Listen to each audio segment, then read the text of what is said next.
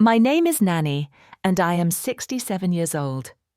Last Christmas, my son-in-law stood up at the dinner table, raised his glass, and announced that it was time for someone to move out.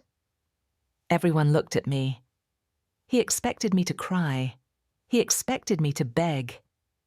Instead, I calmly walked to my drawer, pulled out one piece of paper, and watched his face turn white as snow. That paper changed everything. Before I tell you what was on that document, and how my son-in-law lost all his power in an instant, let me know where you are joining me from today.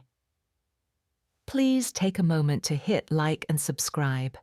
And stay with me because what happened next at that dinner table changed everything for my family forever. I was born and raised in Knoxville, Tennessee, in a small house with creaky floors and a screen door that never quite closed right. My parents were hardworking people who taught me that love was not about grand gestures. It was about showing up every single day. I carried that lesson with me throughout my entire life. When I was 23 years old, I married Harold Wilson. He was a quiet man with strong hands and an even stronger heart. Harold worked as an electrician, spending long hours climbing ladders and crawling through tight spaces to provide for our family. He never complained, not once. Even when his back ached and his knees gave him trouble, he would come home with a smile and ask me about my day. Together, we had one daughter. We named her Brenda after my grandmother. She was the light of our lives, a curious little girl with brown curls and big eyes that seemed to take in everything around her. Harold used to say she got her stubbornness from me and her kindness from him. I always laughed and told him it was the other way around. Our life was not fancy. We did not take expensive vacations or drive new cars. But every evening, we sat down at the dinner table together. We talked about our days, shared our worries, and counted our blessings. That was enough for us. That was more than enough. When I was 42 years old, Harold and I finally saved enough money to buy a house. I still remember the day we signed the papers. My hands were shaking. It felt like a dream. The house was a 4-bedroom colonial on the outskirts of town with a big backyard and a wraparound porch. It needed work. The paint was peeling, the plumbing was old, and the kitchen had not been updated since the 1970s. But Harold saw potential where others saw problems. Over the next several years, he transformed that house with his own 2 hands. He replaced the pipes, rewired the electrical system, built new cabinets in the kitchen, and refinished the hardwood floors until they gleamed. Every weekend he was out there working, and I was right beside him, painting walls and planting flowers in the garden. By the time Harold finished, that house was our masterpiece. It was more than walls and a roof. It was the physical representation of our love, our hard work, our dreams. We paid off the mortgage when I was 52 years old. I will never forget the day we made that final payment. Harold held the receipt in his hands and said to me, "Nanny, this house is ours. No one can ever take it from us." Those words would prove to be more prophetic than either of us could have imagined. When I was 58 years old, my world fell apart. Harold had been feeling tired for a few weeks. I told him to see a doctor, but he kept putting it off. One Tuesday morning, he was in the garage, working on his truck, when he collapsed. I found him there an hour later. The doctors said it was a massive heart attack. He was gone before I could even say goodbye. Losing Harold was like losing half of myself. We had been together for 35 years. He was my partner, my best friend, my everything. Suddenly, I was alone in our big house, surrounded by memories of the life we had built together. Every room held his presence. The kitchen where he made his famous Sunday pancakes.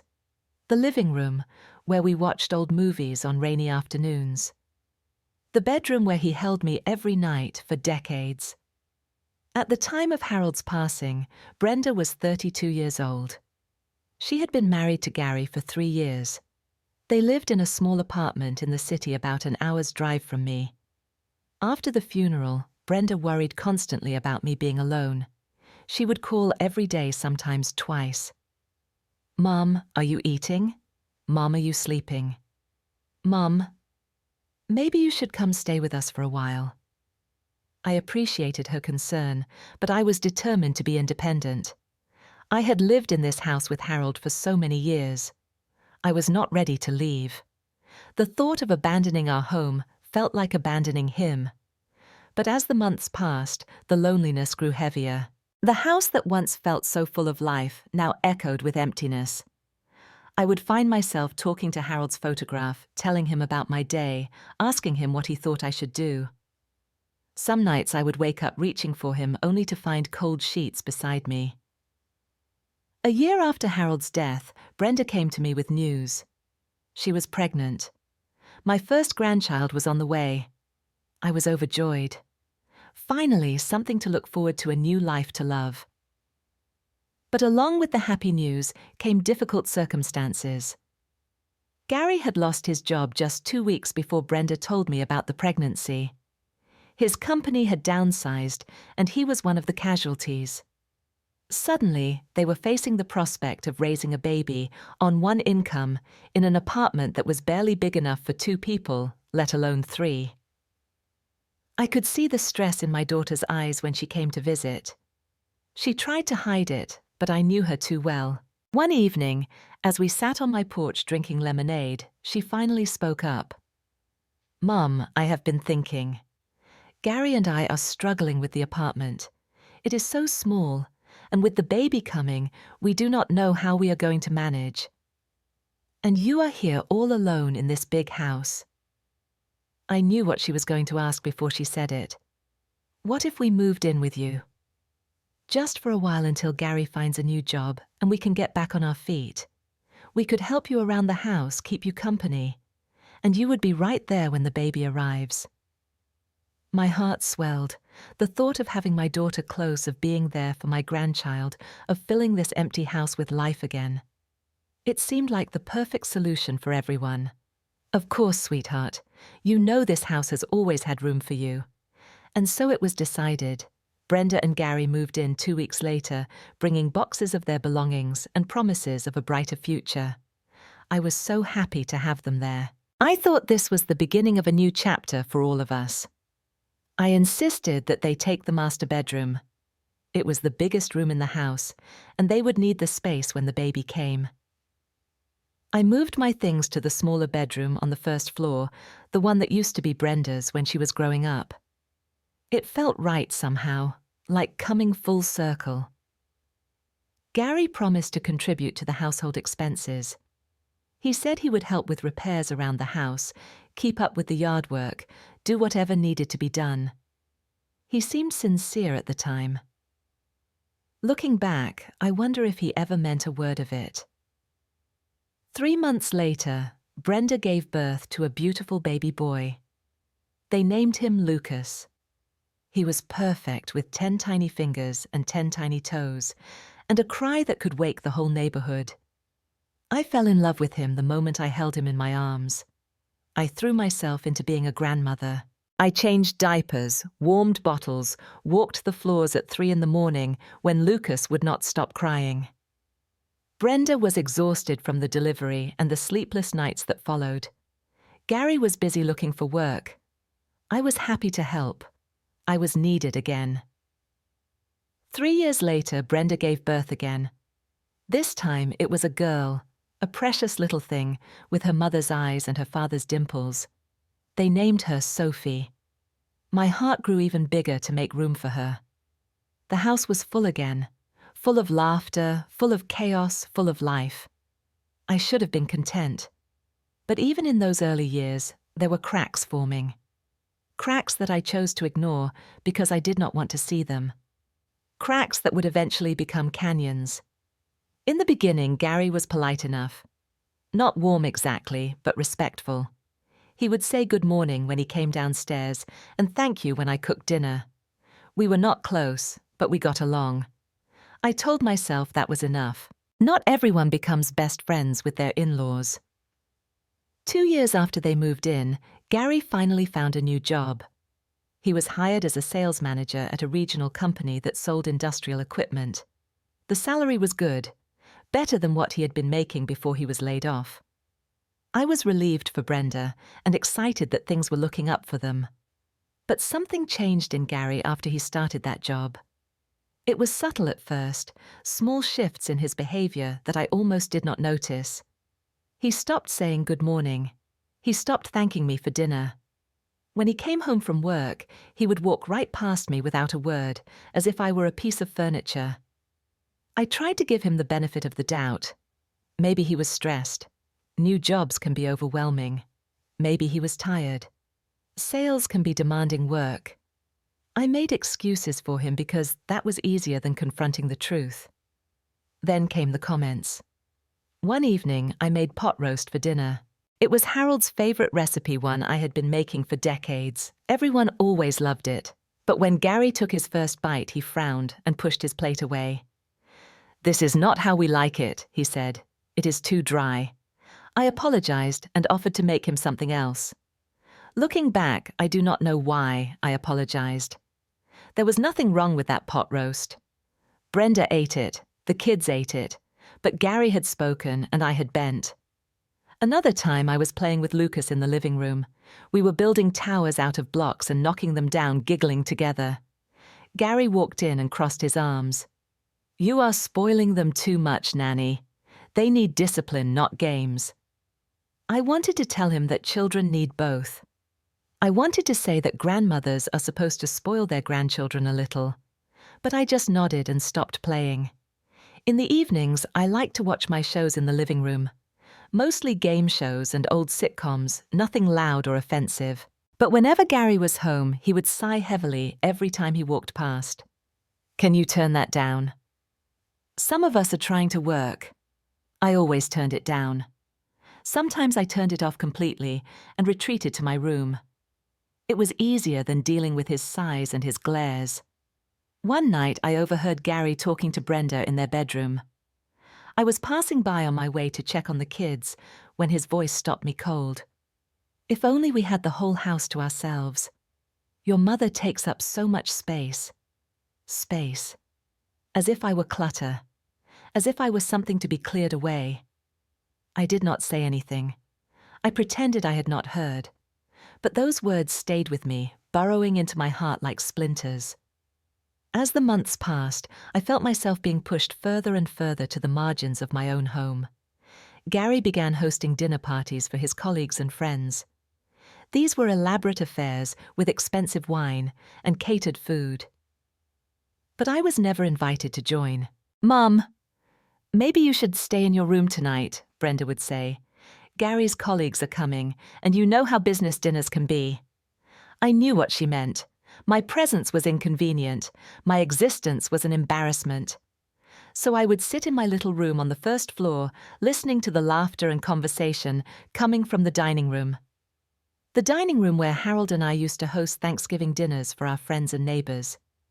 The dining room where Brenda had her birthday parties as a child. Now I was not welcome there. Gary started making changes to the house without asking me. He replaced the old light fixtures with modern ones. He tore out the floral wallpaper in the hallway and painted the walls grey.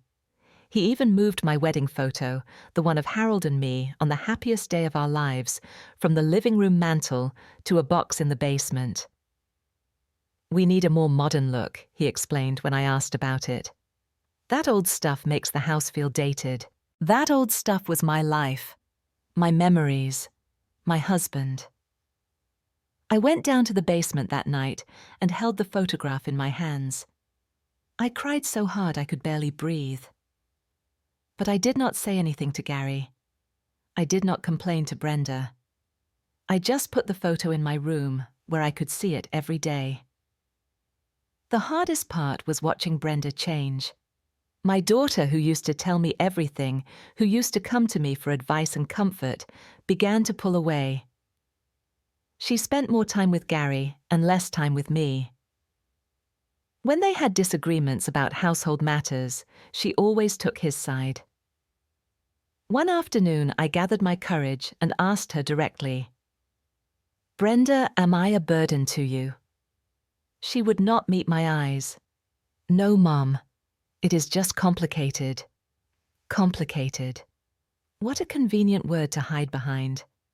I understood what she meant, even if she could not say it. Gary had made it clear that he did not want me there. And Brenda, whether out of love for her husband or fear of his displeasure, had chosen him over me. I thought about leaving. I truly did. There were moments when I imagined packing my bags and finding a small apartment somewhere, anywhere away from the daily humiliations. But then I would see Lucas running toward me with his arms outstretched, calling out, "Grandma, Grandma." Or Sophie would climb into my lap and ask me to tell her a story. How could I leave them? How could I abandon the only home I had ever known? So I stayed. I endured. I told myself it would get better. I was wrong. By the 6th year of our living arrangement, Gary had dropped all pretense of civility. He no longer bothered to hide his contempt for me. If anything, he seemed to enjoy making me uncomfortable in my own home. One evening at dinner, without any warning or preamble, Gary turned to Brenda and spoke as if I were not sitting right there at the table. "Brenda, we need to talk about your mother's living situation." I froze with my fork halfway to my mouth. Lucas and Sophie looked up from their plates, sensing the tension. Brenda shifted uncomfortably. "Gary, please. Not now." But Gary was not finished. "When then?" "This has been going on for 6 years. The kids are growing. They need their own rooms. Lucas is about to turn 10. He cannot share a room with his sister forever. Your mother is taking up space we need." Taking up space. There it was again. That phrase that reduced me to nothing more than an obstacle. I set down my fork carefully. My hands were trembling, but I refused to let him see. I stood up without a word and walked to my room. I could hear Gary continuing to talk as I closed the door behind me. That night, I lay in bed and stared at the ceiling for hours. I held Harold's photograph against my chest and whispered to him in the darkness. What should I do? What would you want me to do? Of course there was no answer, only silence. Only the weight of my own heartbreak. In the weeks that followed, Gary began systematically isolating me from the rest of the household. The changes were small at first, easy to dismiss as coincidences or misunderstandings, but they added up to something deliberate, something cruel. He changed the lock on the master bathroom, the one that Brenda and he used. When I asked about it, he said it was for privacy. I was relegated to the small bathroom in the basement, the one with the dripping faucet, and the flickering light that Harold had always meant to fix. The refrigerator was divided into zones. Gary put labels on the shelves, indicating which sections belonged to whom. My section was a single small shelf at the bottom, barely big enough to hold a carton of milk and some leftovers. One day, a brand new television appeared in the living room. It was enormous with a screen that took up half the wall. Gary was very proud of it. But when I reached for the remote, he shook his head. "This is for family movie nights," he said. I was family. At least I thought I was. The Wi-Fi password was changed without anyone telling me. When I asked Brenda about it, she looked uncomfortable and said she would get it to me later. Later never came. I started using the data plan on my phone to stay connected with my few remaining friends, watching my monthly bill climb higher and higher. Perhaps the most painful thing Gary did was drive a wedge between me and my grandchildren. Lucas and Sophie had always been close to me. They loved sitting with me, listening to my stories about the old days, helping me bake cookies, playing in the garden I had planted and tended for decades. But Gary began limiting their time with me. "Kids, Grandma needs her rest. Go play upstairs," Lucas would protest. "But Dad, I want to hear Grandma's stories." Gary would not budge. "Later. Now go." There was no later. There never was. One night, Sophie crept down to my room after everyone else was asleep. She was 5 years old, with her hair in messy pigtails and her pajamas covered in cartoon characters. She climbed into my bed and snuggled against me. "Grandma," she whispered, "why does Daddy not like you?" The question hit me like a physical blow. I held her close and stroked her hair. "Daddy does like me, sweetie. He is just busy." Even as I said the words, I knew they were not true. And somehow, even at 5 years old, I think Sophie knew it too. Around this time, Gary began complaining loudly about money. He would sigh over bills at the kitchen table, make pointed comments about the cost of groceries, talk about how expensive it was to maintain a house. "The mortgage is killing us," he said one evening. "If your mother contributed more, maybe we could manage."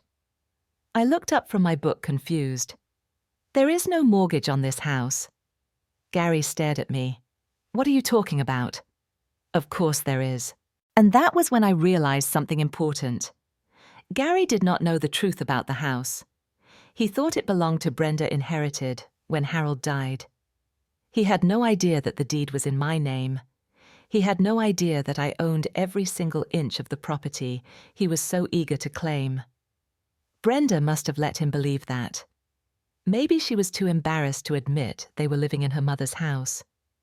Maybe she wanted Gary to think they had assets of their own. Whatever the reason, she had never corrected his assumption. I decided not to correct it either, not yet.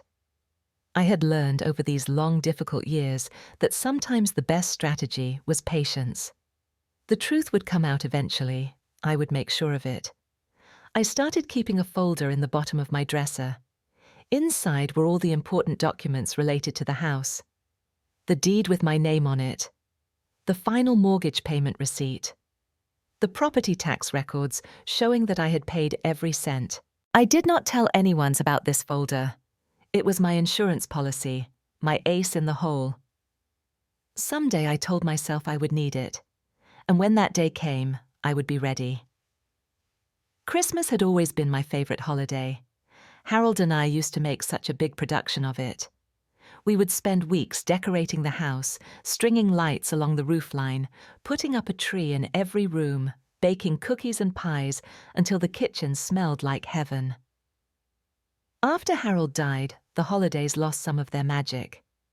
But I still tried. I still put up decorations and cooked special meals. I wanted to create happy memories for Lucas and Sophie, the kind of memories that would stay with them their whole lives. That year, the Christmas when everything changed, I started preparing in early December. I dug out the boxes of ornaments from the attic, the same ornaments Harold and I had collected over decades. Each one had a story. The crystal angel we bought on our honeymoon. The wooden soldier Lucas had made in kindergarten. The silver star that had topped our tree since Brenda was a baby. But Gary had other plans. "I will handle the dinner this year," he announced one morning in mid-December. "We are going to do things differently." I felt a pang of disappointment, but tried not to show it. "What did you have in mind?" Gary did not look at me when he answered. "I am inviting my parents and my brother's family. We will have a proper Christmas dinner. Catered, professional. A proper Christmas dinner. As if the meals I had prepared for 40 years were improper. You can make the salad," Gary added almost as an afterthought. "That should be manageable." The salad. Decades of Christmas dinners reduced to chopping lettuce. I swallowed my pride and nodded. I told myself it did not matter who cooked the food. What mattered was being together as a family. On Christmas Eve, Gary's family arrived. His parents, Patricia and Richard, drove down from their retirement community in Florida. His brother Derek came with his wife and their teenage son. They all seemed very impressed with the house. Patricia walked through the rooms with an appraising eye. "Nice place," she said to Gary. "You have done well for yourself." Gary beamed. "Thanks, Mum. We have put a lot of work into it." We. As if he had lifted a finger to maintain this house. As if he had spent 35 years building it from nothing. I stood in the corner of the living room, watching them admire my home, listening to Gary take credit for things he had never done. No one introduced me. No one even seemed to notice I was there. Brenda found me later in the kitchen, pretending to arrange the vegetable tray. "Mom, please just be nice tonight," she whispered, "for the kids." I wanted to ask her when I had ever been anything but nice. I wanted to ask her why I was the one being asked to compromise when Gary treated me like dirt. But I just nodded and kept arranging carrots and celery. The dinner itself was elaborate. Gary had hired a catering company to prepare everything. Turkey ham roasted vegetables, fancy side dishes I could not even pronounce. It was all beautifully presented on my grandmother's china, the china that had been in my family for 4 generations. Richard sat at the head of the table in the seat that used to be Harold's. Gary sat to his right. I was placed at the far end near the kitchen door, as far from the center of attention as possible. Lucas and Sophie sat with their cousins too far away for me to talk to them. So Patricia said, addressing Gary, "When are you folks going to renovate the backyard? It could use some work." Gary nodded enthusiastically. "Soon, Mom. We have big plans for this house. I am thinking a pool, maybe a deck." "Really open up the space," Richard chimed in. "Good thinking. Property values are all about outdoor living these days." I listened to them discuss renovations to my house, changes they wanted to make to my property, as if I did not exist, as if I had no say in the matter. My blood pressure rose with every word. Lucas slipped away from his seat and ran over to me. "Grandma, try my cookie. I saved it for you." I smiled and took the cookie from his small hand. "Thank you, sweetheart." Gary's voice cut across the room. "Lucas, go sit with your other grandparents." "But Dad, I want to be with Grandma." "Now, Lucas." The boy's face fell. He gave me one last look full of confusion and sadness, and then shuffled back to his seat. Patricia patted his head condescendingly, but Lucas kept glancing back at me. After the main course was cleared, Gary stood up and tapped his wineglass with a fork. The room fell silent. "I would like to make a toast," he announced. Everyone raised their glasses. I did too, though mine contained only water. "To family," Gary began. "This has been an incredible year. My career is going better than ever. The kids are healthy and thriving. Brenda is amazing as always." He paused, and his eyes found me across the table. There was something cold in them, something calculated, and I think he continued that it is time we made some changes around here. He took a deep breath. "I guess it is time someone starts thinking about moving out." The room went completely silent. Every eye turned to me. Patricia smiled a thin, satisfied smile. Richard nodded in approval. Derek and his wife exchanged knowing glances. They had all been in on this. They had all known what Gary was going to say. I looked at Brenda. She was staring at her plate, unable to meet my eyes. She had known too. My own daughter had known, and she had said nothing. For a moment I could not breathe. The humiliation was overwhelming. Here I was, being publicly asked to leave my own home in front of strangers on Christmas. My hands shook. My eyes burned. Gary was watching me, waiting for me to break. But then something else rose up inside me. Something strong. Something Harold had planted in my heart decades ago. My worth is not determined by how others treat me. It is determined by how I treat myself. I set down my napkin carefully. I placed my palms flat on the table and pushed myself to my feet. My legs were steady. My voice, when I spoke, did not waver. "Excuse me for a moment." I walked away from the table, past the curious stares and the whispered comments. I could hear Gary chuckling behind me. Finally, he said, "She gets it." I did not turn around. I walked to the living room, to the antique secretary desk that had belonged to my grandmother. I opened the bottom drawer and took out the large manila envelope I had placed there weeks ago, knowing this moment would come. Then I walked back to the dining room. Every conversation stopped when I returned. Gary was still standing glass in hand, a smug expression on his face. Patricia was whispering something to Richard. Derek's wife was pretending to check her phone. Brenda still would not look at me. I walked directly to Gary and placed the envelope on the table in front of him. Before anyone moves out, I said perhaps you should look at this. Gary laughed, though there was a nervous edge to it now. What is this? Your sob story in writing. Open it. He hesitated, then shrugged and picked up the envelope. He pulled out the document inside and unfolded it. I watched his face as he read.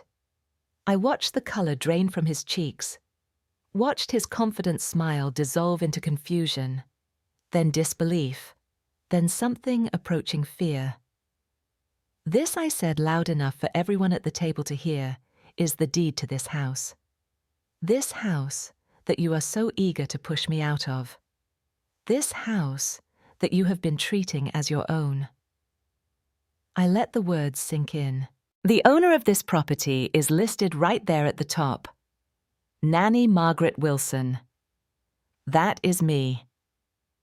My husband Harold and I bought this house 35 years ago.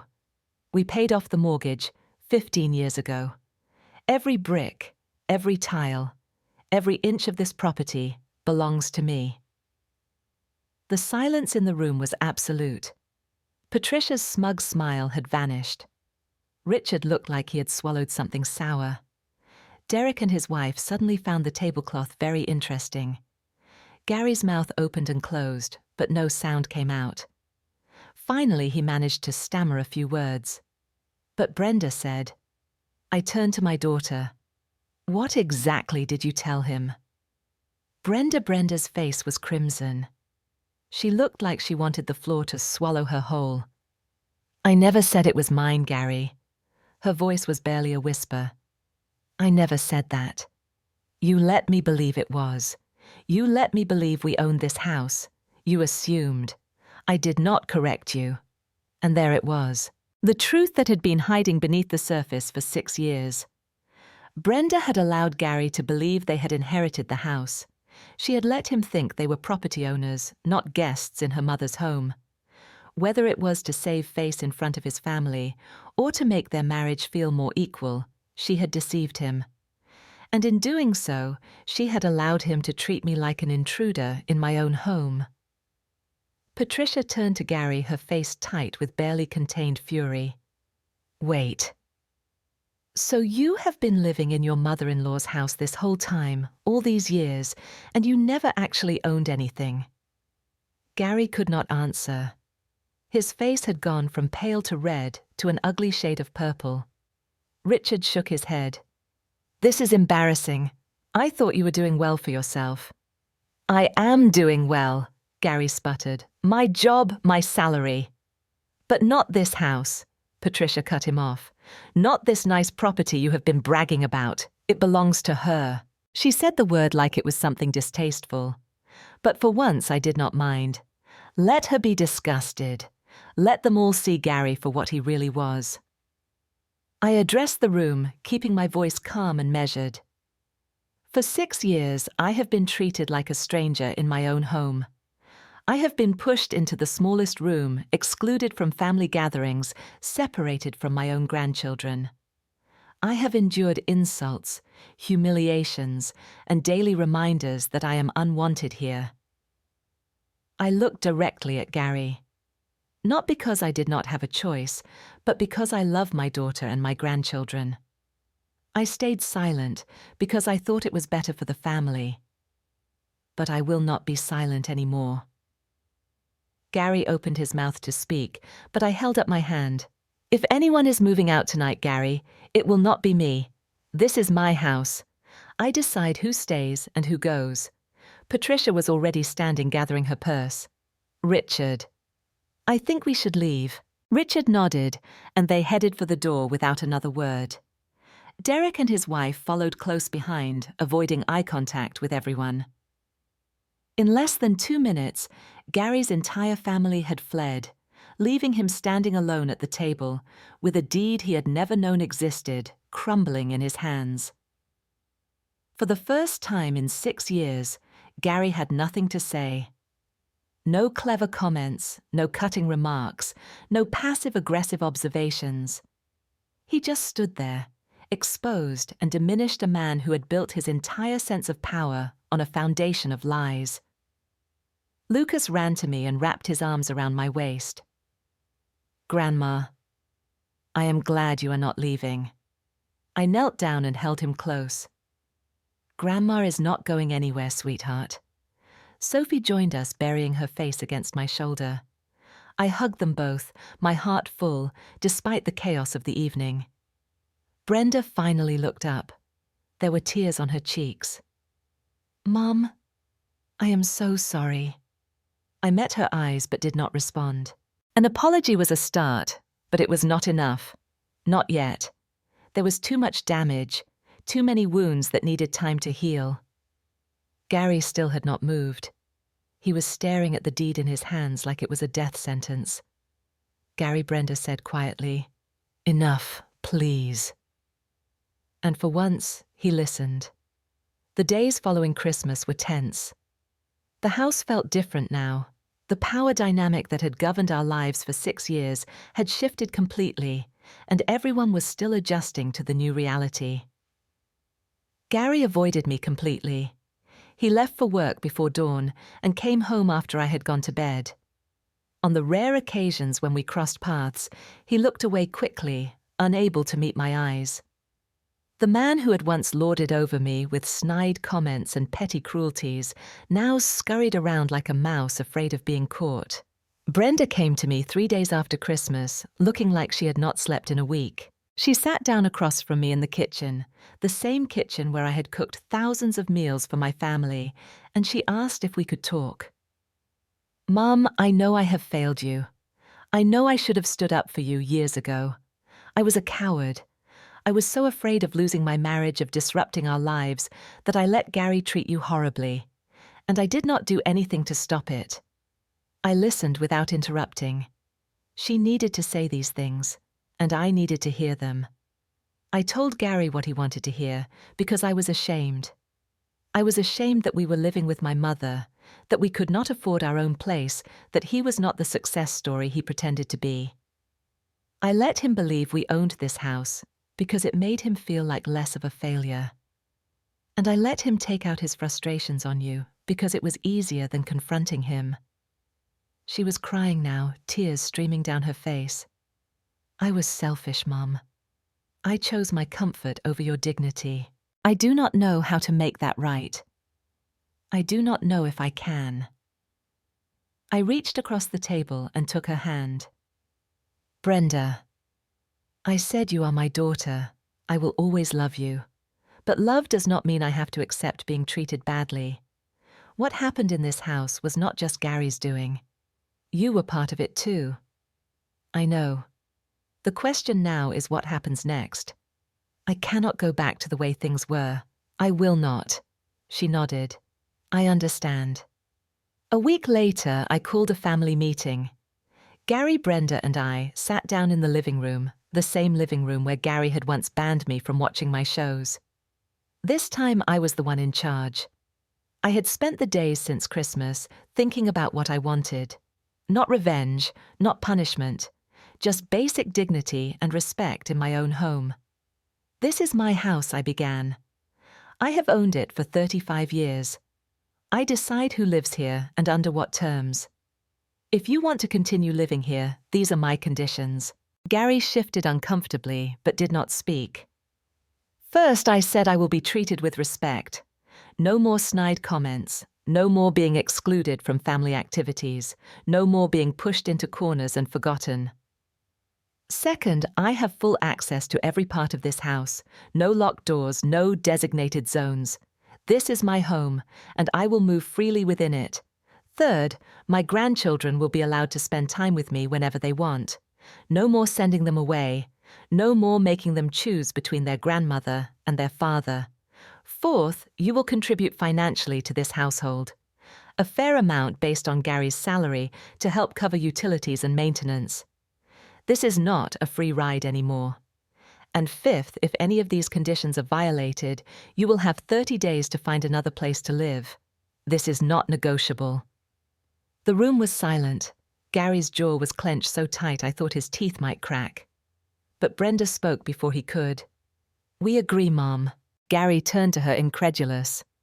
"We agree?" Brenda repeated firmly. "All of it?" He looked like he wanted to argue. He looked like he wanted to storm out, slam doors, make threats. But he had no leverage anymore.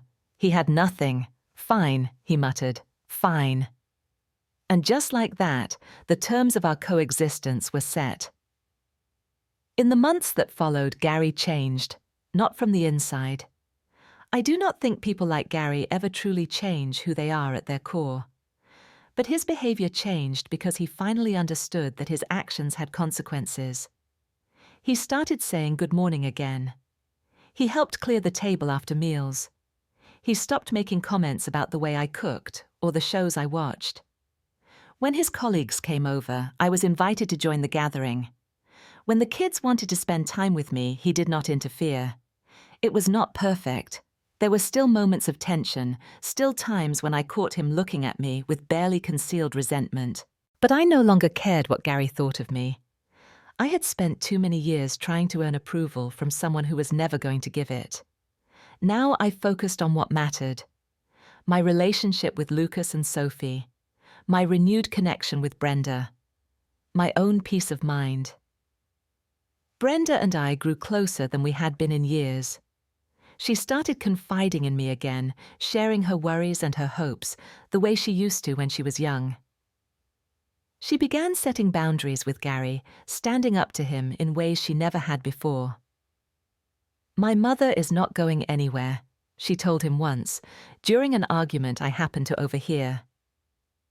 If you cannot accept that you know where the door is, it was the first time I had ever heard my daughter defend me to her husband. It meant more to me than she would ever know. 2 years have passed since that Christmas dinner. 2 years since I stood up at the table and showed Gary the deed to my house. 2 years since everything changed. I still live in the same house Harold and I built together. I wake up every morning in the bedroom where we spent so many happy years. I tend the garden we planted, cook in the kitchen, we renovated, sit on the porch where we watched countless sunsets. Gary and Brenda are still here too. Our arrangement has held. Gary pays his share of the bills, treats me with surface-level respect, and keeps his opinions to himself. We will never be close. We will never be friends. But we coexist, which is more than I thought possible 2 years ago. Lucas is 10 now, bright and curious and endlessly energetic. Sophie is 7, with a laugh that fills every room she enters. They spend hours with me listening to stories about their grandfather helping me bake cookies working in the garden. These moments with my grandchildren are the greatest gifts of my life. Brenda has changed too. She has become more assertive, more willing to speak her mind. Our relationship is stronger than it has ever been. We take walks together, go shopping, share secrets like we used to do when she was a girl. I have forgiven her for the years of silence. Holding on to that resentment would only have poisoned us both. Looking back, I have learned so many lessons from this experience. I learned that keeping the peace is not the same as keeping silent. For too long, I believed that being a good mother, a good grandmother, meant accepting whatever treatment was handed to me. I thought that love required endless sacrifice, endless accommodation, endless swallowing of my own needs. I was wrong. Real love includes respect. Real family includes boundaries. Staying silent in the face of injustice is not noble, it is self-destruction. I learned that knowing your own worth is the first step to being treated well. Gary treated me badly because I allowed him to. I never pushed back, never demanded better, never reminded anyone that this was my house and my life. I made myself small, hoping that would make things easier. Instead, it just made me invisible. The moment I reclaimed my power, everything changed. I learned that forgiveness is a gift you give yourself, not a reward for the person who hurt you. I have forgiven Gary for the way he treated me. I have forgiven Brenda for not protecting me. I have even forgiven myself for staying silent for so long. This forgiveness does not mean I have forgotten. It does not mean I trust Gary or expect him to be different than he is. It simply means I have chosen to release the anger and resentment that were eating me alive. Holding on to hatred is like drinking poison and expecting the other person to die. I refuse to do that to myself anymore. I learned that the quietest person at the table sometimes holds the most powerful card. Gary underestimated me. He saw an old widow and assumed I was weak. He saw my silence and mistook it for submission. He never imagined that I was watching, waiting, preparing for the moment when I would need to act. When that moment came, I was ready. Harold, I wish you could see me now. I think you would be proud. I talk to him sometimes in the quiet hours of the morning when the house is still and the sun is just starting to rise. I tell him about the kids, about Brenda, about everything that has happened. I like to think he hears me. I like to think he knows. This house we built together is still standing. Still full of love, despite everything. Still home. To anyone out there who feels small, invisible, unwanted in their own space, I want you to know something. Your worth is not determined by how others treat you. It is determined by how you treat yourself. Stand up, speak out, and never let anyone take what is rightfully yours. That Christmas dinner could have broken me. Gary expected tears. He expected begging. He expected me to pack my bags and disappear. Instead, I showed him a piece of paper. And that piece of paper changed everything. Because sometimes the quietest person at the table holds the most powerful card. And when the time is right, you play it. I would love to hear from you now. Have you ever had to stand up for yourself against someone who underestimated you? Have you ever felt invisible in your own home or your own life? What did you do to reclaim your power? Please share your stories in the comments below. Your experiences might help someone else who is going through the same thing. If this story touched your heart, please take a moment to hit that like button and subscribe to this channel. Share this video with someone who might need to hear it today. Your support means more to me than you know. Thank you so much for spending this time with me. I am grateful for each and every one of you. May you always know your worth. May you always have the courage to stand your ground, and may your home always be filled with love and respect. Until next time, take care of yourselves.